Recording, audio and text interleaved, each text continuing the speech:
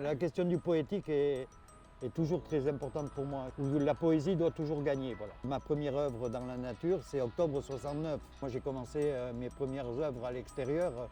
Je crois que j'ai vraiment fait partie des premiers en Europe à faire ce genre de choses. En publicité, on dit, lorsque vous avez un bon slogan, répétez-le. Un bon slogan n'est jamais répété assez souvent.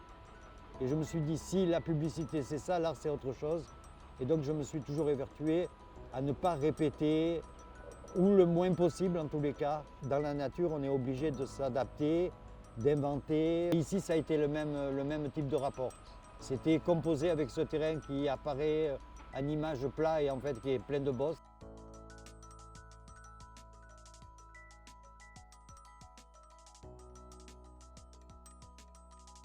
Le travail là, il s'est inventé en réalité à partir d'un croquis, mais il s'est inventé sur place. Dans cette édition, j'ai pensé la pièce SOS, le chemin de l'île de Soie. J'ai considéré ce terrain m'appartenant comme une feuille de papier.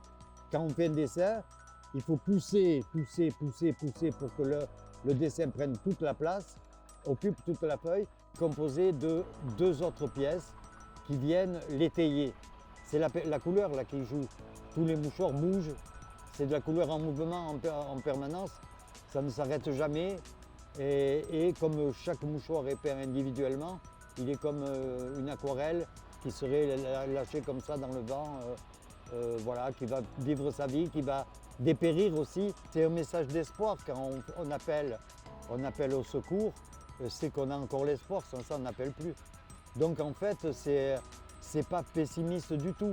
C'est quand même une œuvre, disons, optimiste.